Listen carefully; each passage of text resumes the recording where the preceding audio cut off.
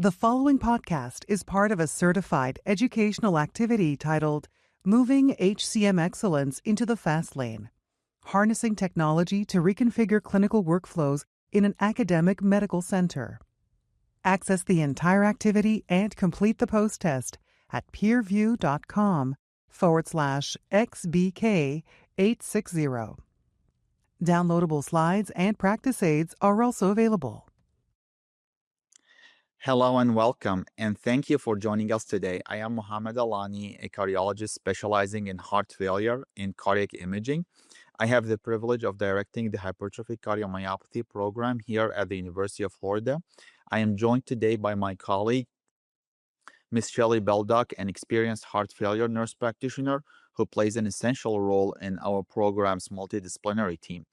In this session, we will share how our HCM program has evolved, the technologies and workflows we have implemented, and the measurable impact these changes have had for our patients. So let's get started. The learning objectives for today are to identify differences in hypertrophic cardiomyopathy clinical phenotypes and approaches to establish a care pathway for each phenotype. We'll also touch on implementing modern cardiac MRI techniques to guide patient care with precision and efficiency. We'll also recognize barriers and solutions to hypertrophic cardiomyopathy care and how we were able to address those. So we'll touch on HCM phenotypes first. So hypertrophic cardiomyopathy involves, beyond hypertrophy, several unique changes to the myocardium. As you see in this diagram, it can have different patterns of heart thickening, and depending on how much and where that thickening is, the physiologic effect would differ. Some patients, they have aneurysms, maybe as a result of obstruction, but also maybe as a result of the associated myocardial disarray and dysfunction. Also, the mitral valve apparatus often is altered. The leaflets are longer, and commonly the papillary muscles are abnormal, either thickened or anteriorly displaced, predisposing to dynamic left ventricular outflow obstruction. Commonly, HCM patients present with angina, and part of this pathophysiology is small vessel arteriopathy that can be associated with HCM. Also, myocardial fibrosis has a lot of focus because of its connection with sudden cardiac death, and it can also contribute to stiffness and impaired filling, and in some patients, impaired contraction. So, different patients have different combinations of these changes, and so they tend to have unique clinical courses and symptom constellation. Even patients who have the exact same mutation, in this example we're presenting, these are identical twins. And you can see that they have the same mutation indeed, and despite that, their ECG is different. The repolarization pattern is different on the ECG. If you look at the inferior leads and the apical leads, also their morphology is different. The patient on the right has more myocardial thickening and perhaps has more left ventricular outflow obstruction and systolic anterior motion than the patient on the left, who happens to be asymptomatic, albeit having the morphology of the disease, but has a much benign clinical course than his brother on the right. And when we phenotype these individuals clinically, we need to always bear in mind that the cardiovascular manifestations they are developing, such as dyspnea, chest pain, or dizziness or syncope, need to be taken into consideration with common causes of these symptoms. If you see in this data set of a Korean population that has HCM, the average age is in the early 60s. Chest pain happens to be the most common clinical presentation leading to the hypertrophic cardiomyopathy diagnosis. However, these individuals, two-thirds of them have hypertension. A lot of them have dyslipidemia. They do present with heart failure, and that development um, or that percentage increases as time goes by. So a lot of them move from ACC stage B to C and D heart failure over time, and arrhythmia is common. And unfortunately, occasionally we have sudden cardiac death or severe arrhythmia as the presenting symptom, which is why we always try to do early screening. So it is really important as we phenotype HCM patients that we also pay attention to these comorbid diagnoses because they don't only modify the clinical outcomes, but they are important to controlling the disease. Focusing on HCM, the majority of patients, they have benign and stable course with the modern therapies that we have. So their life expectancies is in par with the life expectancy with the general population as a group. Now, we do phenotyping and establish a personalized treatment and monitoring pathway for patients to prevent four rough type of clinical events. Sudden death is the most severe, of course. And then there is the heart failure component, which can be related to the dynamic obstruction, but also sometimes is not associated with obstruction. And it is related to either impaired filling or impaired contraction. And then there is the subgroup that has a predominant arrhythmia related clinical course, such as atrial fibrillation or ventricular ectopy or tachycardia. So we'll review a few patients just to give the audience a feel of how we phenotype these patients. This is a 20-year-old lady who presented with palpitations, tiredness that she had during her pregnancy. However, these are common symptoms that are associated with pregnancy. This particular individual had family history of hypertensive cardiomyopathy of 2 generations. She had 2 family members who succumbed to sudden cardiac death in the middle age. And you can see she has an unremarkable ECG on first look. On Holter monitor, she had long runs of non-sustained ventricular tachycardia. Uh, Her ventricular ectopy improved on metoprolol. Her echocardiogram was not particularly impressive of major thickening. The apical segments were a segment that we were not able to visualize very well on the initial echocardiogram. Now, she was able to perform very well on treadmill test, and she did not have any dynamic obstruction. Um, she has received an ICD because she met criteria, mainly due to her family history of sudden cardiac death and due to the non-sustained ventricular tachycardia that she has suffered. And she had been followed yearly without any clinical events. This is another example. This is a 58-year-old gentleman who was initially evaluated for premature ventricular contractions.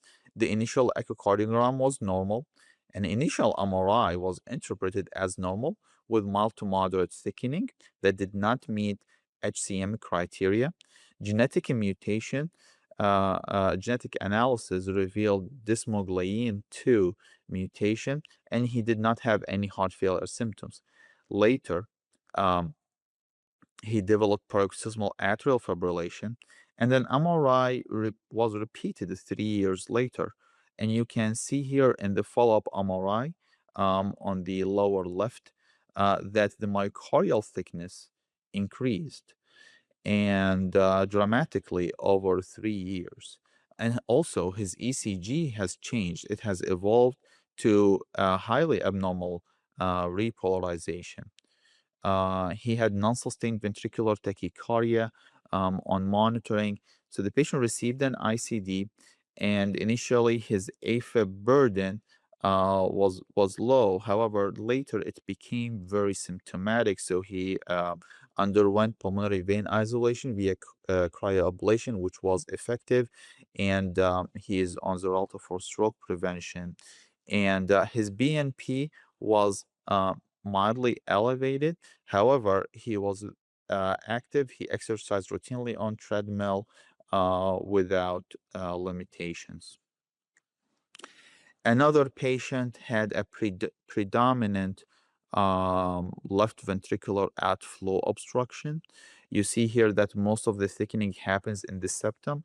The chamber happens to be small, which despite having an ejection fraction of 57%, that the small stroke volume has limited the cardiac output and the cardiac index. So the patient was having dyspnea on exertion, and has a low blood pressure. Um, and you can see that her gradient was impressively high. The patient was started on a myosin inhibitor, Camzyos, mavacamten, and low dose beta blocker. And now the patient's symptoms have improved on 2 years follow up. The heart failure symptoms have resolved. The chamber slightly increased in size, and diastology improved as well. The patient was counseled on contraception, and she had declined genetic counseling. She had some infrequent premature ventricular contractions on a monitor that was done because she had episodes of dizziness without syncope, and it was found that she had iron deficiency anemia that was corrected with the resolution of symptoms. So you see from these examples that although the majority of the patients, they have a benign clinical pathway, there are subtype of patients that have a progressive heart failure. There is another type that has a main concern of sudden cardiac death, and there is a group of patients that have atrial or ventricular arrhythmia that we work with our electrophysiology colleagues to address.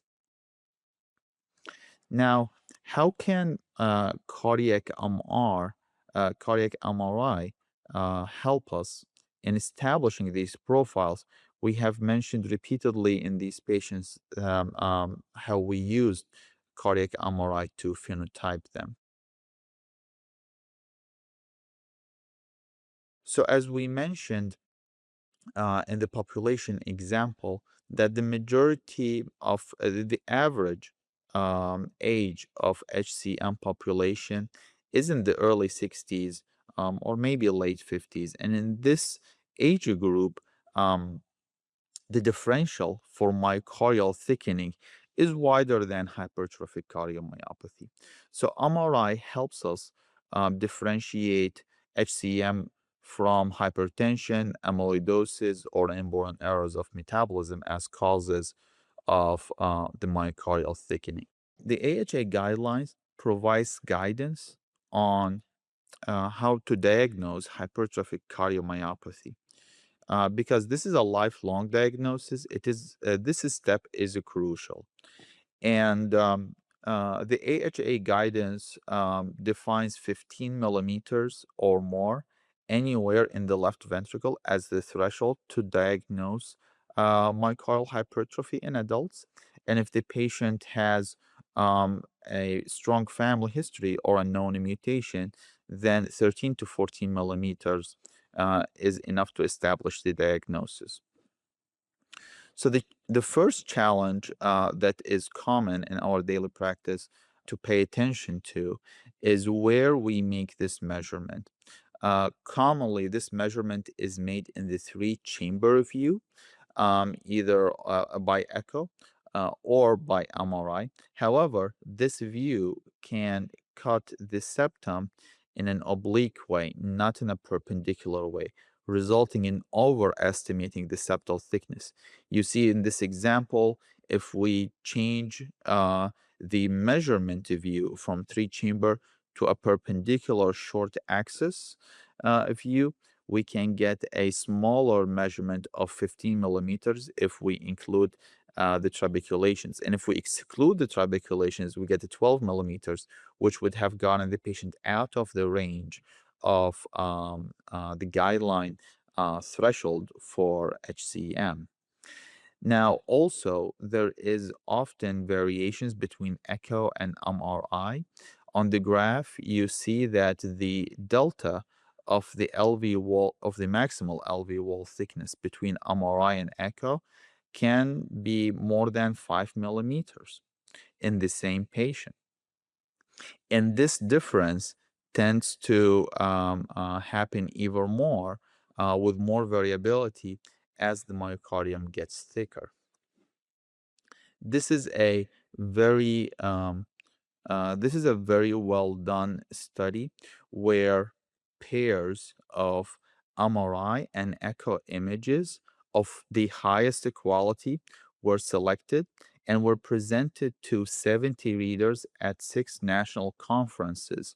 So these are 70 experts. And they were asked to measure the LV myocardium. And the investigation group, found high variability between providers. In fact, the variability was so significant that ICD decisions would have been impacted in 1 in 7 HCM patients. So this is why in our practice, we always try to get the actual images and review them to confirm the measurements so we can make the best decision. Another challenge is, well, are the guidelines too simplistic for us?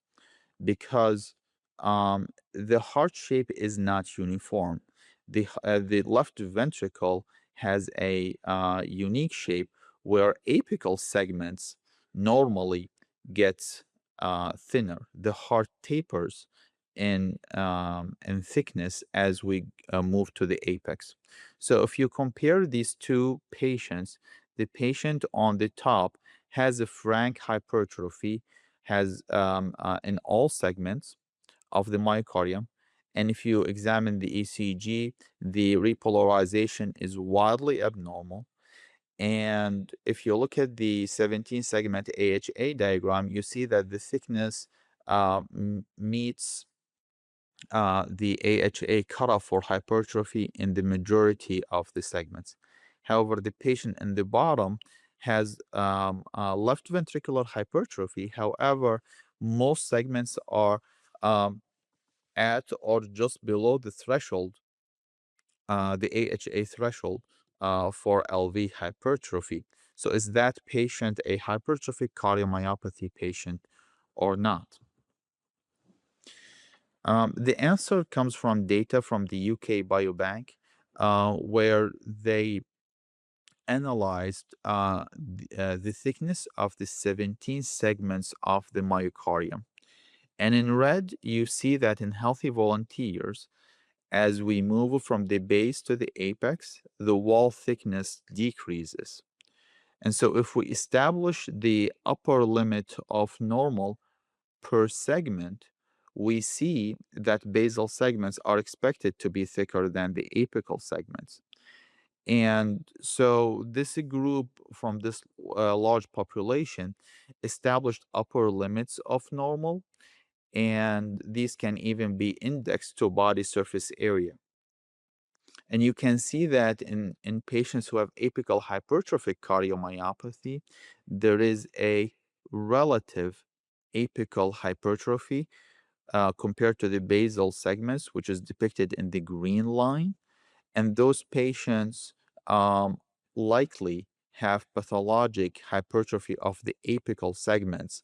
And with time, in the as in the example that we have shown earlier, these patients tend to develop frank hypertrophic cardiomyopathy with time.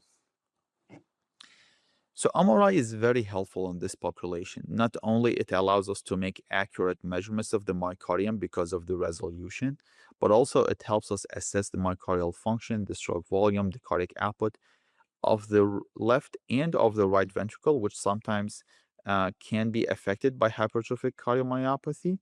And it and that group has a little bit more clinical events. We also are able to accurately measure LV strain, the left atrial volume strain, myocardial energetics, and we can incorporate tissue characterization, T1, T2 time, extracellular volume, scarring quantification, and semi-quantified perfusion at rest and with activity.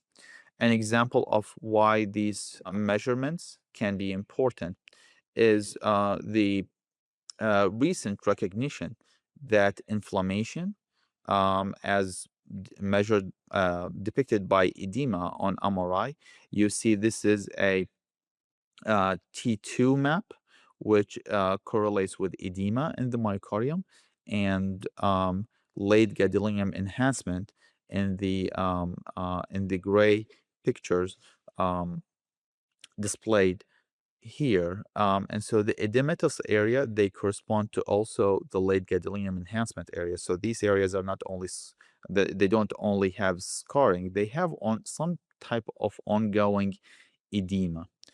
And you see in the graph that for a group of patients who have edema, they have more pronounced troponin elevation after exercise. And the more segments that are involved, the more pronounced this troponin elevation. In fact, for those who have 3 or more segments, they have a baseline elevation in troponin. So these structural changes amount to physiologic alterations in these patients. And exercise testing, as we alluded to several times so far, is really important in these patients for several reasons. So many of these patients have heart failure symptoms, dyspnea, and this is a symptom that occurred during exercise. So exercise can tell us why this is happening. And it amplifies some conditions such as mitral regurgitation, allowing us to measure it better. And sometimes it brings, reveals derangements that otherwise we won't be able to detect, such as ischemia or dynamic flow obstruction. Also, it can give clinicians and patients an answer of why there is limitation to exercise. Is it a cardiac cause or a non-cardiac cause?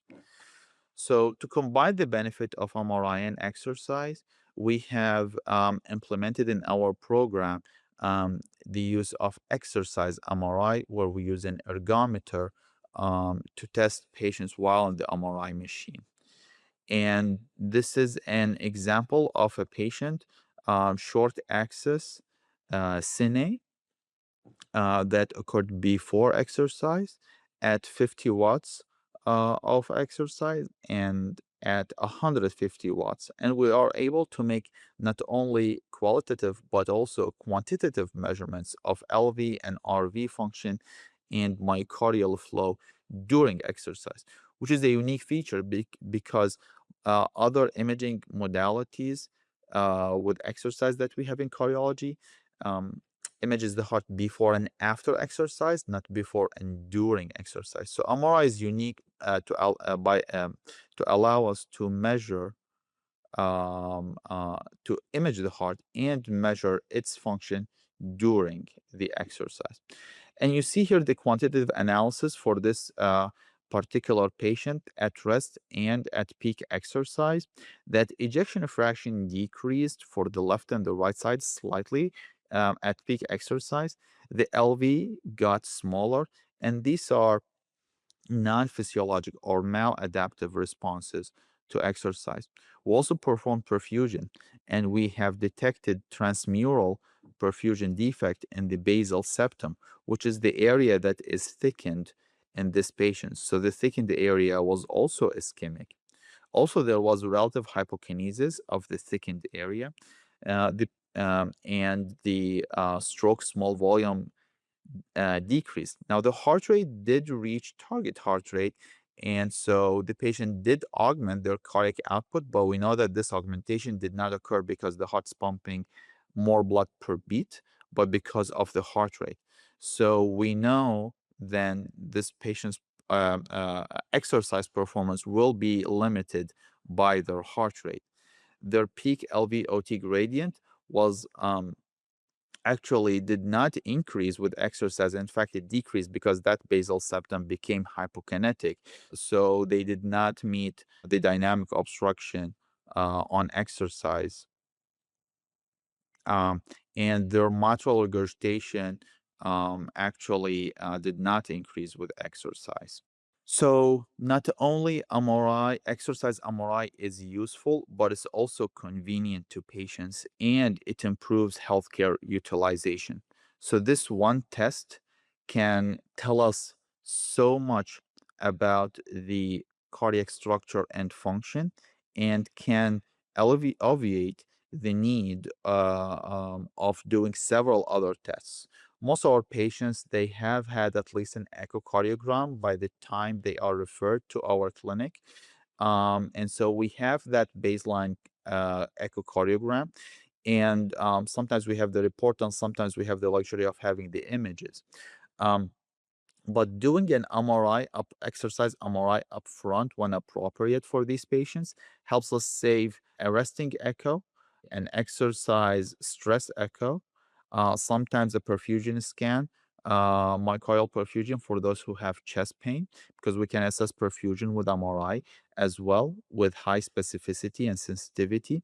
We also commonly need an MRI, a basic MRI to measure. So that has also been covered upfront, and we not uncommonly need right heart catheterization to measure that cardiac output.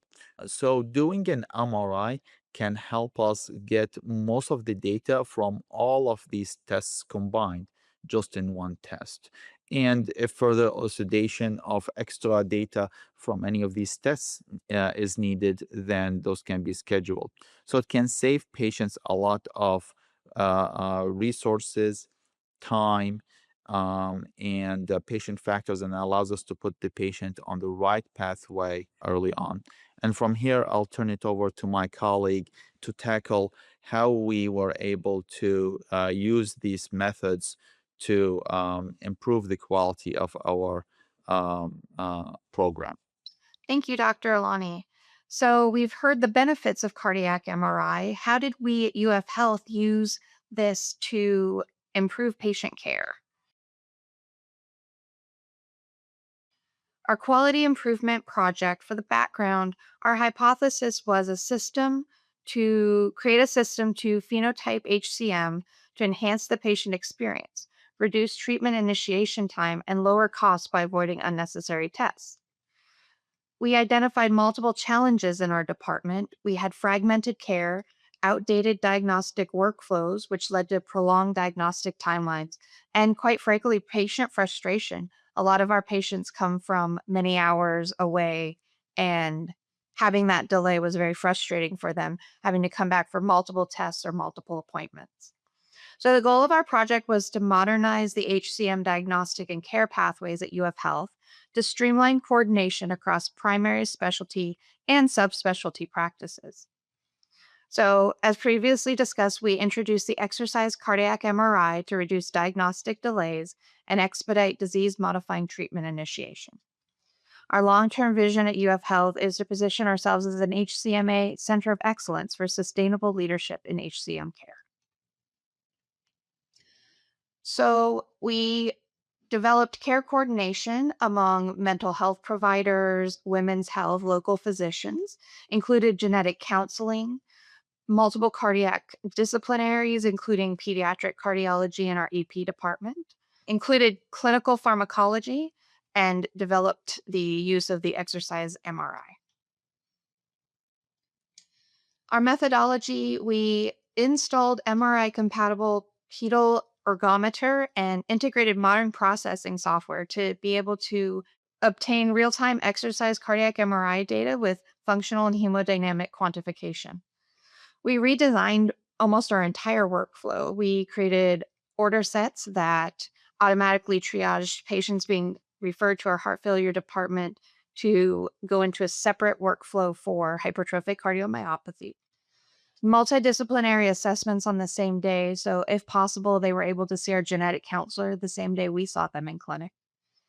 And streamlined how our follow-up echo scheduling occurred, especially in the sense of being on mavacamten.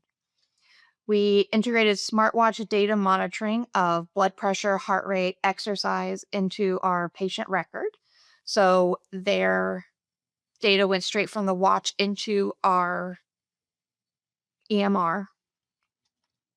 Patient education content and smart phrases were embedded to streamline the documentation process as well. We hired 2 dedicated MRI nurses for staffing of the cardiac MRI.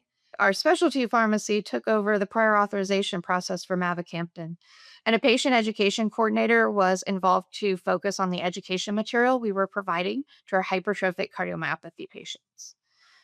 For further education of the staff throughout UF Health, we held grand rounds, not only cardiac in nature, but with our internal medicine departments, and CME accredited sessions for primary care and radiology. And we launched a quality dashboard and registered the project in our QIPR to enhance data-driven evaluation. We revamped our website, patient-facing website, with patient education, links to peer-reviewed education material. We provided a hotline for patients to seek guidance that was available 24/7. Improved our referral pathway and outlined that on the website, and offered references for services related to hypertrophic cardiomyopathy, including rehab, pharmacy, and our genetic counselor. So this is the timeline of our QI project. The key event, so our first hypertrophic cardiomyopathy specific clinic was scheduled in January of 2024. We installed the exercise cardiac MRI in June of 2024 and hired our dedicated nurses at that time. The clinic volume started to increase in August of 2024 after the implementation of our referral pathway. Circle CVI software approval occurred in October of 2024. And the exercise cardiac MRI became operational in March of 2025.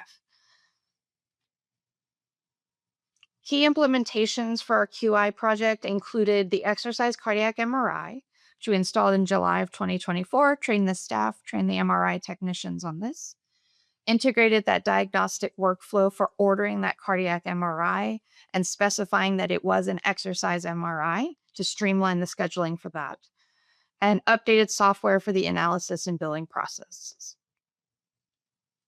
We hired full-time nurses for the operations of said MRI. We did regular updates to patient information through the EHR and patient portal. We strengthened our partnerships with our rehab department, specialty pharmacy, surgery, our cardio-obstetrics program, clinical psychology, and social work to streamline those processes. And a pipeline was created for pre-authorization for mavacamten, the scheduling of our follow-up echoes, and co-management with local cardiologists. Knowing that our patients come from 3, 4, 5 hours away, we were able to partner with those local cardiologists so patients didn't have to drive as far to get their echoes done as required.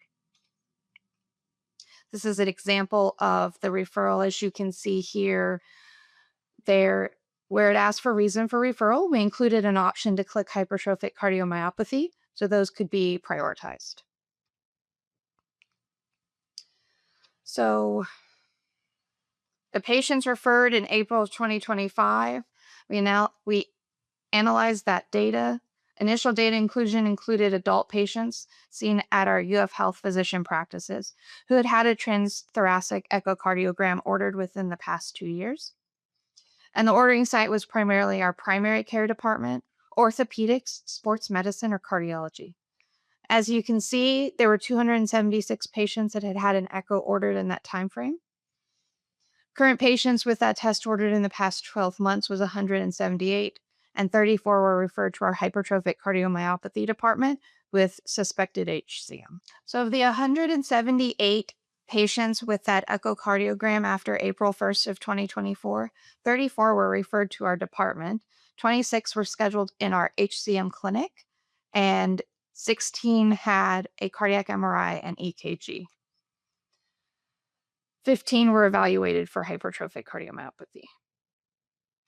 So diagnostic results of our patients from April of 2025, 15 were evaluated in clinic for hypertrophic cardiomyopathy, and 12 were actually diagnosed. One patient was found to have cardiomyopathy secondary to his already known Duchenne's muscular dystrophy. One was diagnosed with pericardium cardiomyopathy, and one we ruled out HCM altogether. The characteristics of the patients we saw, 50% were male, 50% female, with the majority of them being white and not of Hispanic or Latino ethnicity. Insurance varied. You can see the majority of our patients were in that 61 to 70-year-old range, but we saw patients ranging from 18 to over 71 years of age. So ongoing plan development, future directions for us includes increasing our capacity. We've expanded our clinic hours. We will be adding additional staff to accommodate our rising patient volume, which we plan to see 4 to 5 new hypertrophic cardiomyopathy referrals per day. We've decreased the amount of time it takes for the exercise cardiac MRI to be completed. Previously 90 minutes, it's now taking 60 minutes. We continue to optimize our echo scheduling to reduce bottlenecking and improve the patient flow through that process. And our specialty pharmacy continues to handle the mavacamten prior authorizations and streamlining treatment with that medication. Our future goals, we plan to have fully integrated exercise cardiac MRI into the routine by late 2025. We're continuing to work on our application for the Center of Excellence. We're preparing for external accreditation. We'll focus on collecting comprehensive data to continue to track and report quality measures. In conclusion, dedicated hypertrophic cardiomyopathy programs improve the diagnosis, coordination, and patient outcomes of patients with HCM. The exercise cardiac MRI offers a comprehensive multi-parametric assessment in a single session, removing the need for multiple modes of testing. Quality improvement initiatives streamline our workflows and enhance access to specialized care. And the integration of advanced imaging supports tailored therapy, precision medicine, and decreases healthcare utilization, and most importantly, improves the patient's experience. Thank you for joining us for this CME today. Please visit our website to download the slides and our practice aids. Thank you for listening. Remember to download the slides and practice aids and complete the post-test for instant credit. This activity is certified by the University of Florida College of Medicine for Physicians and by PVI, PeerView Institute for Medical Education for nurses, pharmacists, and physician associates. This activity is developed in collaboration with our educational partner, PVI, PeerView Institute for Medical Education. This activity is supported through an educational grant from Bristol-Myers Squibb. To access all materials for this activity, visit peerview.com/XBK860.